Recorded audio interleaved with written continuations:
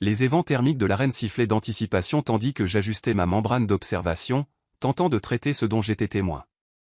Je m'appelle Vecresh, analyste de combat senior pour la Commission unifiée de sparring galactique, et en 300 cycles passés à documenter les combats interespèces, je n'avais jamais rien vu d'aussi absurde. Il court à sa mort, chuchota mon assistant Trumel à mes côtés, ses antennes s'affaissant avec un mélange de pitié et de curiosité morbide. Cet humain n'a même pas l'air inquiet.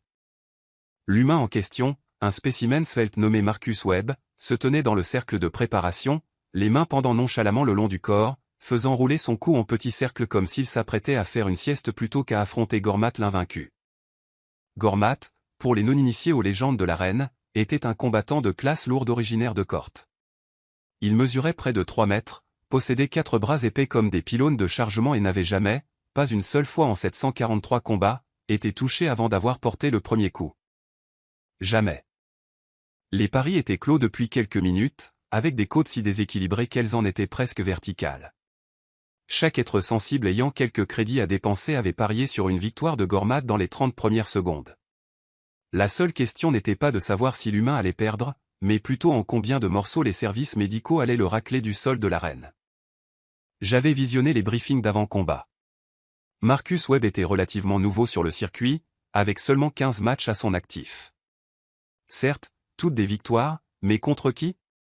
Un érudit plexien qui se battait comme s'il était sous l'eau. 2 marchands vendoriens qui n'avaient clairement rien à faire dans un sport de combat? Un administrateur quélant à la retraite dont la meilleure technique consistait à courir en rond? Rien, absolument rien qui ne pût le préparer à Gormat. Mesdames, messieurs et honorables êtres de toute classification, tonna la voix de l'annonceur, traduite instantanément en 6000 langues. Ce soir, nous assistons à une confrontation qui défie la sagesse conventionnelle. Dans le coin rouge, mesurant 2,70 m et pesant 400 kg, le champion incontesté de la domination au premier coup, la montagne qui marche, le point qui clôt toutes les questions, Gormat l'invaincu. La foule explosa. Gormat leva ses 4 bras, ses plaques de chitine étincelant sous les lumières de l'arène. Ses mandibules cliquetèrent en ce qui passait pour un sourire chez son espèce. La confiance irradiait de lui comme la chaleur d'un noyau de fusion. Et dans le coin bleu, poursuivit la voix de l'annonceur avec une note d'incertitude qui n'était probablement pas prévue au script. Mesurant 1,80 m, pesant 79 kg, l'humain qui a, on ne sait comment, convaincu notre comité de sélection qu'il avait sa place ici, Marcus Webb. Les applaudissements furent polis, voire sympathiques. Le genre de bruit que l'on fait quand quelqu'un est sur le point de s'humilier et qu'on veut lui faire savoir qu'on apprécie son courage, aussi mal avisé soit-il. Marcus fit alors quelque chose d'étrange. Il sourit. Pas un sourire nerveux ou un sourire de bravade. Un sourire authentique, détendu, comme si quelqu'un venait de lui raconter une bonne blague. Puis il commença à sautiller légèrement sur ses pieds, souple et décontracté, ses mains montant dans une garde qui semblait trompeusement désinvolte. La posture de l'humain est tout à fait incorrecte, marmonna Trumel en prenant des notes sur sa tablette de données.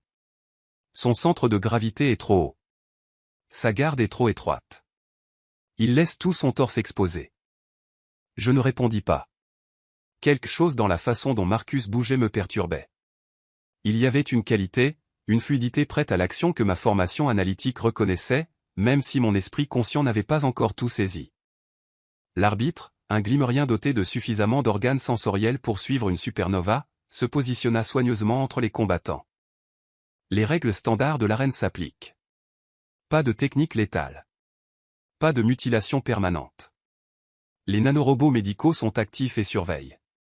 Les 2 combattants ont-ils compris? Gormat grogna son assentiment, un son semblable à des rochers s'entrechoquant. Marcus se contenta d'acquiescer, sautillant toujours, souriant toujours. Alors que le match commence. Le champ d'activation de l'arbitre tomba, et ce qui se passa ensuite allait être analysé, contesté, réanalysé et débattu dans les académies de combat pour le siècle à venir. Gormat explosa vers l'avant avec une vitesse qui ne devrait pas être possible pour une créature de sa taille. Son poing supérieur droit s'abattit dans son mouvement d'ouverture signature, la montagne descendante, un coup qui avait mis fin à plus de combats dès la première seconde que n'importe quelle autre technique dans l'histoire de l'arène. Marcus n'était plus là. C'est la seule façon de le décrire. Une microseconde, il était à portée de frappe, et la suivante, il avait décalé tout son corps de peut-être 15 cm vers la gauche. Et le coup dévastateur de Gormat fendit l'air vide là où la tête de l'humain s'était trouvée. Mais Marcus était déjà en mouvement, et c'est là que mon esprit commença à avoir du mal à traiter la séquence. Sa main droite jaillit, non pas dans un balayage sauvage, mais dans une frappe précise et compacte qui fit claquer la tête de Gormat en arrière. Avant même que Gormat ne puisse enregistrer qu'il avait été touché, l'impossible se produisit.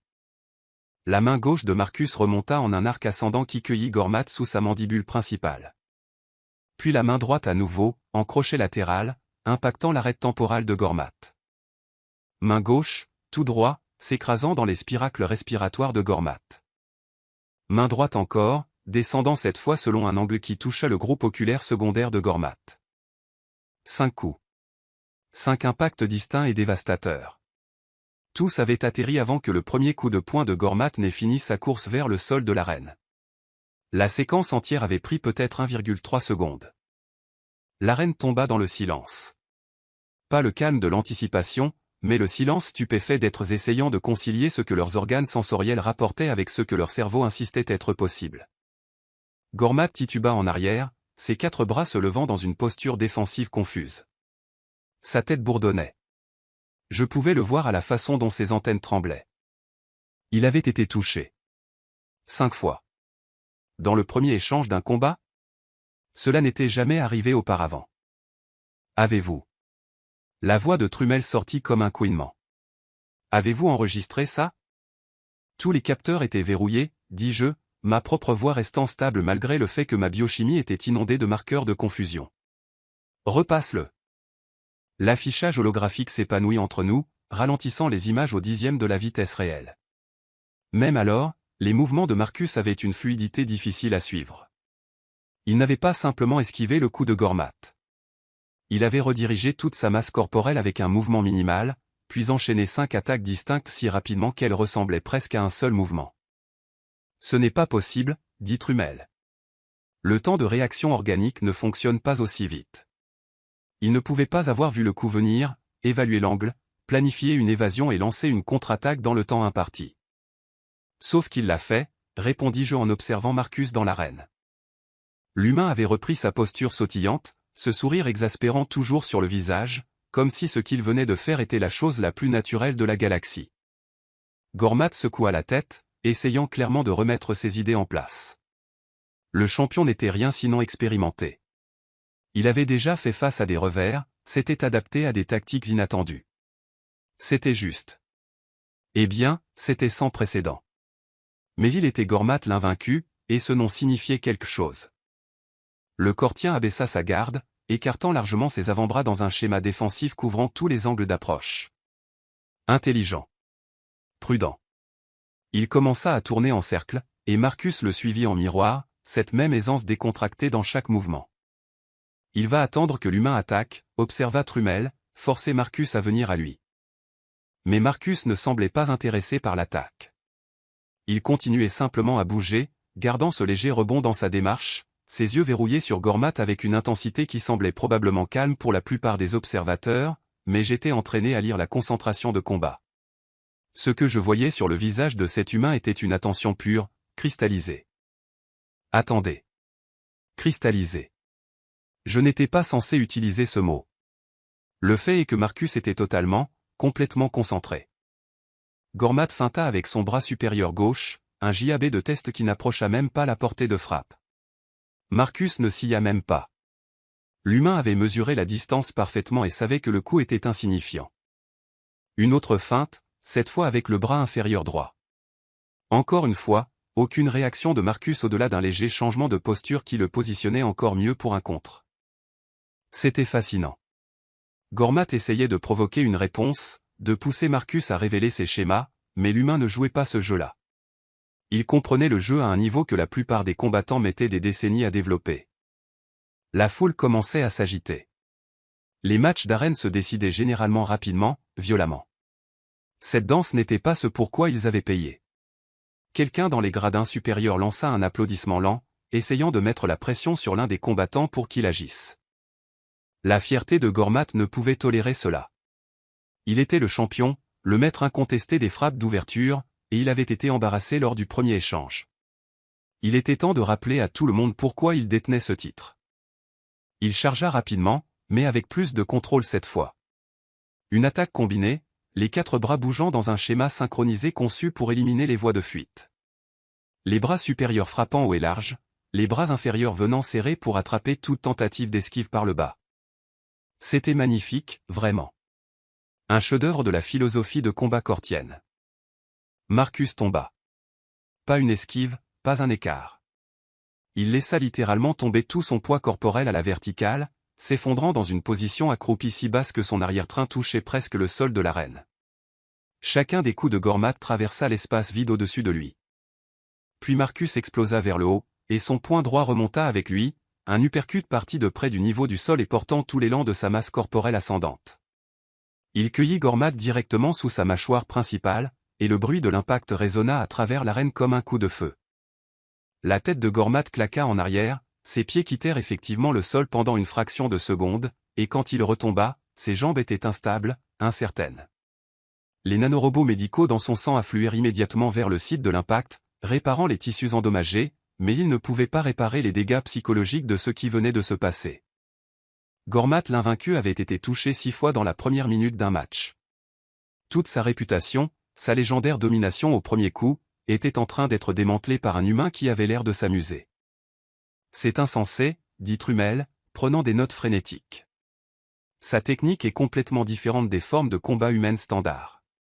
Regardez l'économie de mouvement. Regardez la précision. Chaque frappe vise des points de dégâts maximaux avec une dépense d'énergie minimale. J'acquiesçai, regardant Marcus se remettre en garde. L'humain n'était même pas essoufflé. Dans quelle discipline de combat les humains s'entraînent-ils généralement? Des douzaines d'entre elles, répondit Trumel en faisant défiler sa base de données. Boxe, lutte, quelque chose appelé arts martiaux mixtes, divers systèmes basés sur les armes. Mais ceci. On dirait qu'il a combiné les meilleurs éléments de multiples styles et les a raffinés en quelque chose d'autre. Gormat commençait à s'énerver maintenant. Je pouvais le voir à la façon dont ses plaques viraient au sombre, à la façon dont ses mandibules cliquetaient rapidement. La colère était dangereuse dans l'arène. Elle menait aux erreurs, aux gardes baissés, précisément le genre d'ouverture qu'un combattant comme Marcus pouvait exploiter. Le champion chargea, abandonnant la stratégie pour l'agression pure. C'était comme regarder un glissement de terrain, une force écrasante se dirigeant dans une seule direction sans possibilité d'arrêt. Marcus fit un pas de côté, mais de justesse. L'épaule de Gormat l'effleura, envoyant l'humain en toupie. Pour la première fois, Gormat avait établi le contact, et la foule rugit son approbation. Enfin, l'ordre naturel s'affirmait. Sauf que Marcus utilisa la rotation. Au lieu de lutter contre l'élan, il le laissa le porter dans une rotation complète, et lorsqu'il revint face à Gormat, sa jambe était déjà tendue dans un coup de pied qui atteignit le cortien dans le bas du dos, pile à la jointure entre ses plaques d'armure. Gormat rugit de douleur, un son qui fit couvrir leurs récepteurs audio à plusieurs membres du public des premiers rangs. Il pivota, ses 4 poings volant dans un moulinet de destruction qui aurait pulvérisé tout ce qu'il touchait. Marcus était à l'intérieur de la portée, trop près pour que les coups prennent de l'élan, et ses mains travaillaient comme des pistons. Des coups au corps, précis et rapides, chacun ciblant les tissus plus mous entre les plaques de Gormat. Gauche, droite, un rythme comme un instrument de percussion, et chaque impact arrachait un autre grognement au champion. Gormat essaya d'attraper Marcus, d'utiliser son avantage de taille pour simplement écraser l'humain dans une étreinte, mais Marcus s'échappa comme de l'eau, laissant le cortien serrer l'air vide. Il est plus rapide, dis-je, énonçant l'évidence. Pas seulement le temps de réaction, mais la vitesse de mouvement pure. Gormat ne peut pas l'attraper. C'est plus que de la vitesse, contredit Trumel. Regardez son positionnement. Il est toujours à des angles où les propres frappes de Gormat se gênent mutuellement. C'est une conscience spatiale à un niveau que je n'ai jamais vu. Le match continua, et il devenait clair que quelque chose sans précédent se produisait. Gormat essayait tout ce qu'il y avait dans son arsenal considérable. Frappe puissante, attaque combinée, feinte, charge, tentant même de coincer Marcus contre les murs de l'arène. Rien ne fonctionnait. Chaque attaque était éludée avec un mouvement minimal. Chaque ouverture était immédiatement punie par des frappes rapides et sèches qui accumulaient les dégâts plus vite que les nanorobots de Gormat ne pouvaient les réparer. Les plaques d'armure du champion montraient des fissures. Ses mouvements devenaient plus lents, plus laborieux. Marcus, pendant ce temps, avait l'air de pouvoir continuer encore 3 heures. Sa respiration était élevée mais contrôlée. Ses mouvements n'avaient rien perdu de leur tranchant. Ce sourire était toujours là, bien qu'il ait évolué en quelque chose d'autre, une sorte de plaisir concentré qui vient de l'exécution d'une compétence maîtrisée. Je dois mettre à jour l'évaluation de la menace concernant les humains, dis-je en enregistrant les observations. Significativement à la hausse. Un humain, corrigea Trumel. Nous ne pouvons pas extrapoler les capacités de toute une espèce à partir d'un seul spécimen exceptionnel. Il avait raison, bien sûr, mais en regardant Marcus travailler, je ne pouvais me défaire du sentiment que nous voyions quelque chose de fondamental sur la capacité de combat humaine. Ce n'était pas juste de l'entraînement ou du talent. C'était quelque chose encodé plus profondément, une capacité affinée par l'évolution pour s'adapter, trouver les faiblesses, vaincre des adversaires plus grands et plus forts par une pure supériorité technique. Gormat tenta une charge de plus, mettant tout ce qu'il avait dans un assaut final, le tout pour le tout. 4 bras frappant en synchronisation parfaite, toute sa masse corporelle derrière l'attaque, un mouvement qui lui avait valu des championnats et aurait détruit la plupart des adversaires. Marcus attendit la dernière microseconde possible, puis descendit bas à nouveau, mais cette fois il ajouta une torsion. Alors que l'élan de Gormat le portait vers l'avant, la jambe de Marcus jaillit, fauchant le pied d'appui du champion juste au moment où tout son poids se transférait dessus. La physique est la même à travers la galaxie.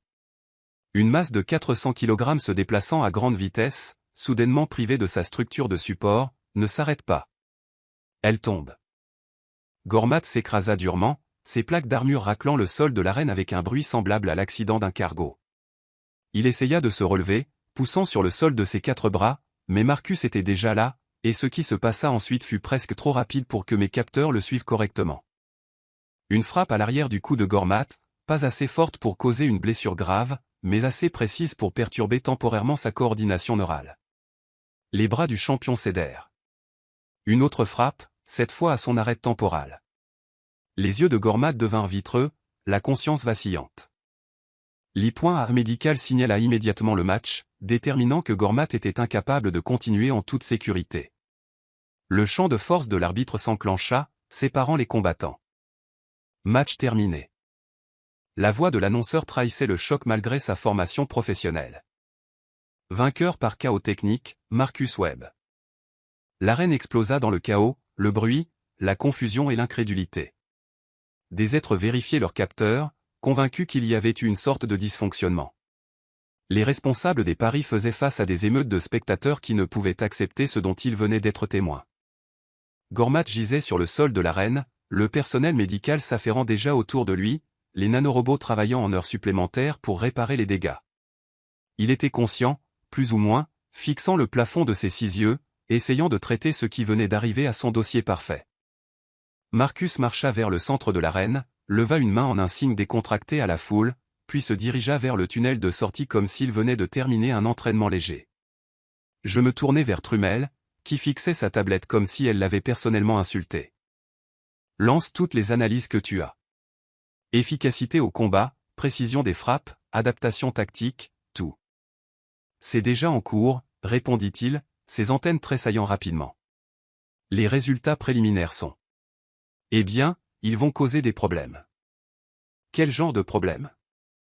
Le genre où chaque grande maison de combat de la galaxie va vouloir recruter des humains, et nous allons devoir restructurer complètement nos catégories de poids et nos divisions de combat pour tenir compte de leurs capacités. Je regardais à nouveau le sol de l'arène, où l'on aidait encore Gormat à se relever. Le plus grand combattant au premier coup de l'histoire galactique, vaincu par un humain qui avait à peine transpiré. Il disait que personne ne l'avait jamais touché, murmurai-je. L'humain en a placé 5 avant même que Gormat ne réalise que le combat avait vraiment commencé. Trumel hocha lentement la tête.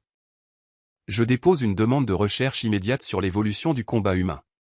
Il y a quelque chose qui nous échappe ici, quelque chose de fondamental sur la façon dont leur espèce aborde le combat. Fais ça, approuvai-je. Et Trumel? Assure-toi de souligner dans ton rapport qu'il ne s'agissait que d'un seul humain. Un seul. Si c'est représentatif de leur espèce dans son ensemble, nous devons le savoir immédiatement. La foule digérait encore ce qu'elle venait de voir. Certains célébraient des gains inattendus grâce à des paris à contre-courant. La plupart étaient simplement stupéfaits. Je rassemblai mon équipement, me préparant à mener les interviews d'après-match. La procédure standard exigeait des déclarations des deux combattants, des évaluations médicales, une analyse tactique. Mais surtout, je voulais poser à Marcus Webb une simple question. Comment? La baie médicale d'après-match sentait le gel antiseptique et la déception. Gormat était assis sur une table d'examen renforcée, ses plaques d'armure commençant déjà à se régénérer, bien que les micro-fissures prendraient encore plusieurs heures pour guérir complètement. Son équipe l'entourait, offrant des consolations qui sonnaient creux même à mes récepteurs audio. Je trouvais Marcus, 3 chambres plus loin, assis nonchalamment sur une table de taille standard qui semblait comiquement petite sous lui. Il buvait quelque chose dans un récipient en plastique, l'étiquette indiquant qu'il s'agissait d'une simple solution d'électrolyte.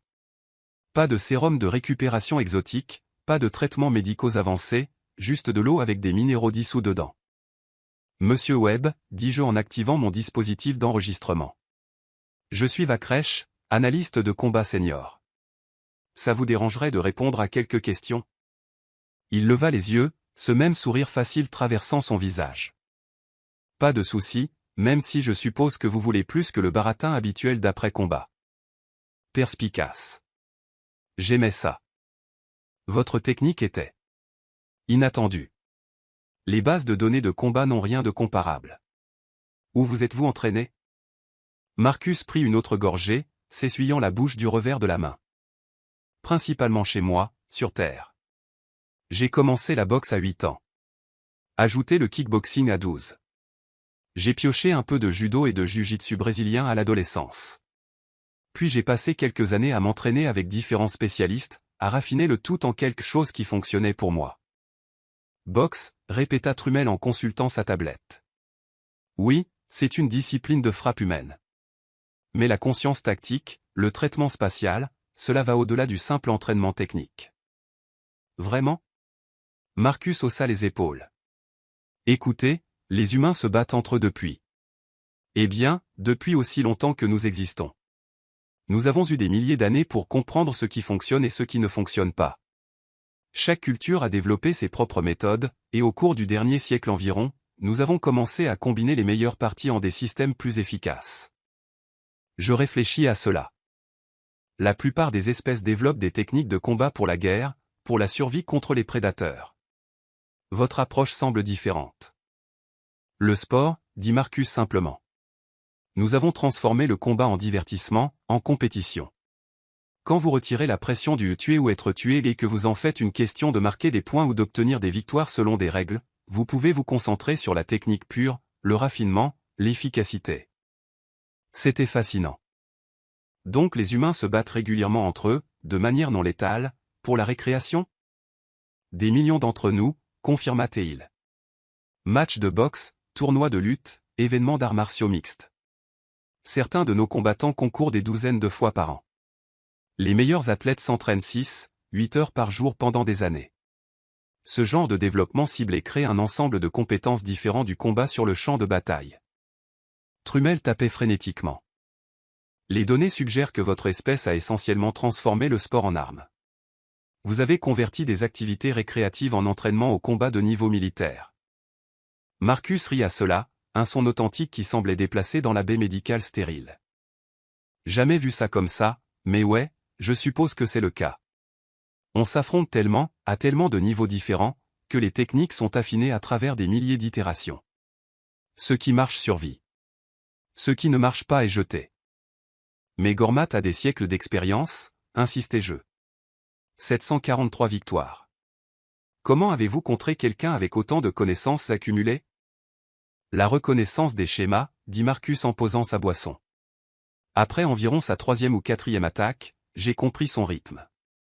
Gormat est incroyablement doué, ne vous méprenez pas, mais il est aussi prévisible. Il a développé des habitudes au fil de toutes ses victoires, des séquences qui fonctionnent si régulièrement qu'il ne les remet pas en question.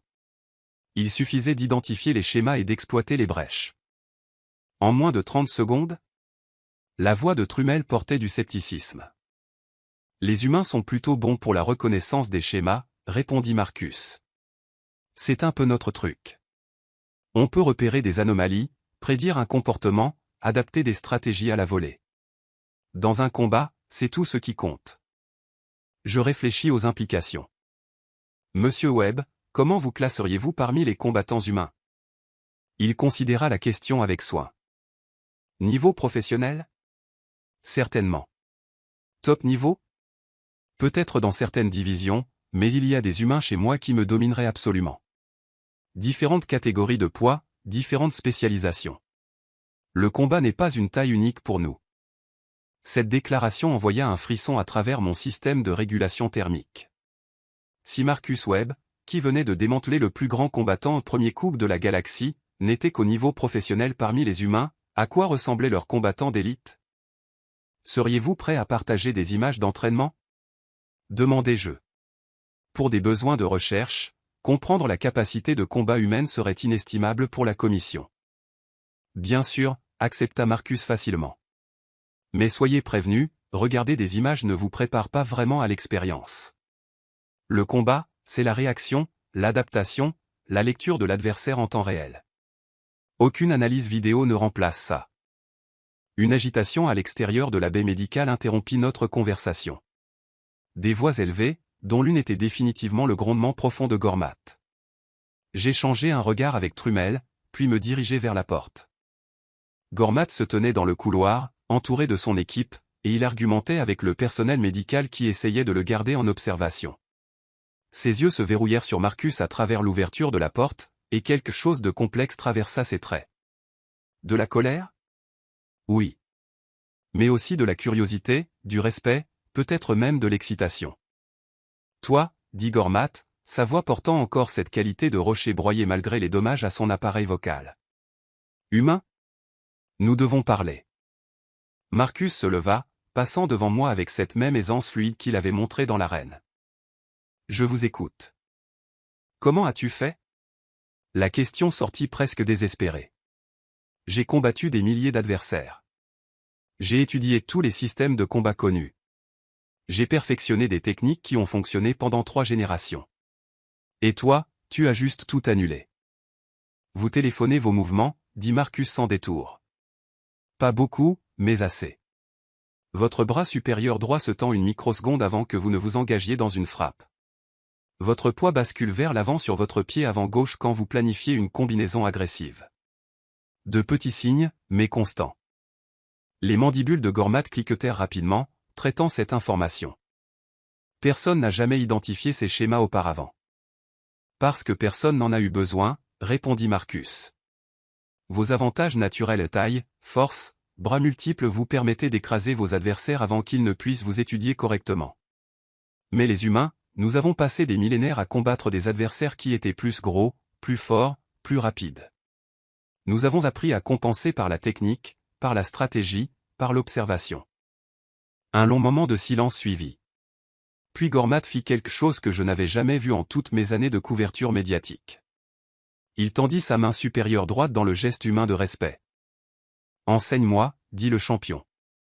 Pas pour te battre spécifiquement, mais pour m'améliorer, pour éliminer ces faiblesses que tu as identifiées. J'ai été invaincu si longtemps que j'ai cessé de grandir en tant que combattant. Tu m'as montré que j'ai encore beaucoup à apprendre. Marcus saisit la main massive de Gormat avec la sienne, comparativement minuscule. J'en serais honoré. Juste une mise en garde. Les méthodes d'entraînement humaines sont brutales. On ne croit pas à la douceur. Les Cortiens non plus, répondit Gormat, et pour la première fois depuis la fin du match, ses mandibules s'arrangèrent en ce qui aurait pu être un sourire. J'observais cet échange avec une compréhension grandissante. Ce n'était pas juste une victoire surprise. C'était le début de quelque chose de plus grand, un changement dans la façon dont la galaxie abordait l'entraînement au combat et la compétition sportive. Dans les heures qui suivirent, la nouvelle se répandit dans toute la station. L'humain qui avait vaincu Gormat l'invaincu. Des combattants d'une douzaine d'espèces demandèrent audience à Marcus, voulant des démonstrations, voulant comprendre ses techniques. Les maisons de paris ajustaient déjà les cotes pour les futurs matchs, essayant de tenir compte des capacités humaines. Trumel et moi compilâmes nos rapports initiaux, sachant qu'ils causeraient une perturbation significative dans le monde des sports de combat. Les conclusions étaient inévitables. Les humains possédaient une combinaison unique d'attributs qui en faisaient des combattants exceptionnels. Adaptabilité, reconnaissance de schémas, endurance, et surtout, une culture d'entraînement au combat compétitif à l'échelle de l'espèce qui avait raffiné les techniques depuis des milliers d'années. Nous devons établir une nouvelle division, dit Trumel en examinant les données. Les combattants humains ne peuvent pas concourir directement contre la plupart des espèces sans créer des avantages ou des désavantages injustes basés purement sur la physiologie. D'accord, répondis-je. Mais nous devons aussi considérer l'entraînement croisé. Si les techniques humaines peuvent améliorer des combattants comme Gormat, nous devrions faciliter l'échange de connaissances. Les implications s'étendaient au-delà du sport. Les tacticiens militaires demandaient déjà des copies de nos images de combat, voulant comprendre si les méthodes de combat humaines pouvaient être adaptées pour les forces de sécurité. Le corps diplomatique réévaluait les capacités humaines, reconnaissant que la prouesse physique pourrait être plus significative que ce que les rapports de premier contact avaient suggéré. 3 jours après le match, j'assistais à la cérémonie officielle où Marcus reçut sa reconnaissance de championnat. L'arène était bondée à nouveau, mais cette fois l'atmosphère était différente. Respect au lieu de scepticisme, curiosité au lieu de mépris.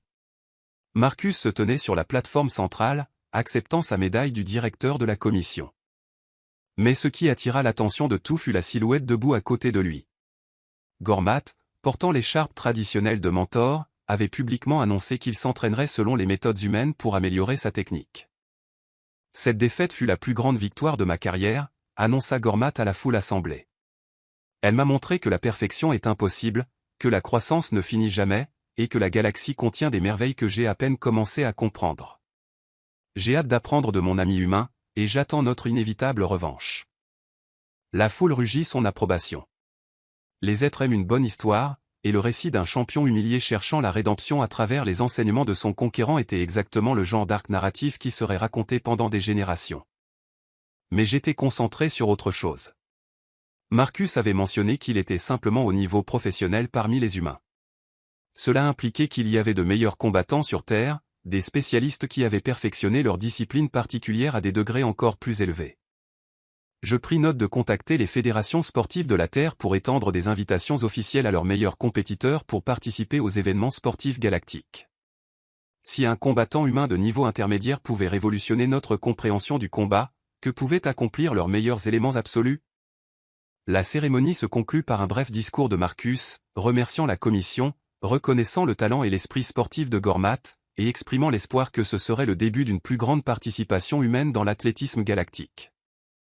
Après coup, je le trouvai dans un couloir plus calme, se préparant à retourner à ses quartiers.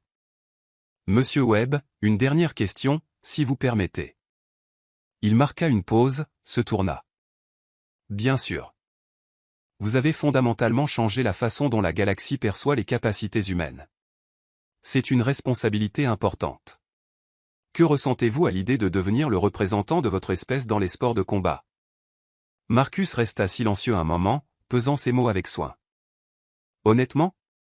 Je suis juste un gars qui aime se battre. Je m'entraîne dur. Je concours. J'essaie de m'améliorer chaque jour. Si ça aide les gens à mieux comprendre les humains, super. Si ça ouvre des portes pour d'autres athlètes humains, encore mieux. Mais je n'essaie pas de prouver quoi que ce soit sur l'humanité dans son ensemble. Je fais juste ce que j'aime. Cette humilité était révélatrice en soi. Et si votre espèce a des combattants significativement meilleurs que vous? Son sourire fut rapide et authentique. Alors la galaxie va avoir droit à un sacré spectacle. Je le regardais s'éloigner, pensant déjà à la façon de structurer mon rapport complet. Le phénomène Marcus Webb, comme on l'appellerait certainement, représentait un moment charnière dans la compréhension interespèce. Mais plus que cela, c'était un rappel que la galaxie était vaste, remplie d'espèces dont les capacités et le potentiel étaient encore en cours de découverte. Les humains avaient été considérés comme insignifiants dans les compétitions physiques, leur force et vitesse moyenne semblant insuffisantes pour le succès compétitif. Un seul combattant humain avait prouvé que cette évaluation était catastrophiquement fausse. Les maisons de Paris avaient appris une leçon coûteuse sur la sous-estimation des inconnus. Les académies d'entraînement au combat se bousculaient pour incorporer les techniques humaines dans leurs programmes.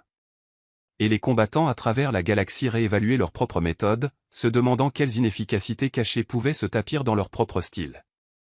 Quant à moi, on m'avait donné un siège au premier rang pour voir l'histoire s'écrire. Le match où Gormat l'invaincu apprit qu'il pouvait être brisé. Où un humain montra à la galaxie que parfois, l'arme la plus dévastatrice n'est pas la taille ou la force, mais le produit raffiné de milliers d'années de culture de combat compétitif. Il disait que personne n'avait jamais touché Gormat avant qu'il ne porte son premier coup. Marcus Webb en avait placé 5 avant même que le champion ne réalise que le combat avait vraiment commencé. Et ce faisant, il n'avait pas juste gagné un match. Il avait ouvert un chapitre entièrement nouveau dans les sports de combat galactiques, un chapitre où les humains ne seraient plus jamais ignorés ou sous-estimés. 6 mois plus tard, je regarderai Marcus affronter Gormat lors de leur revanche.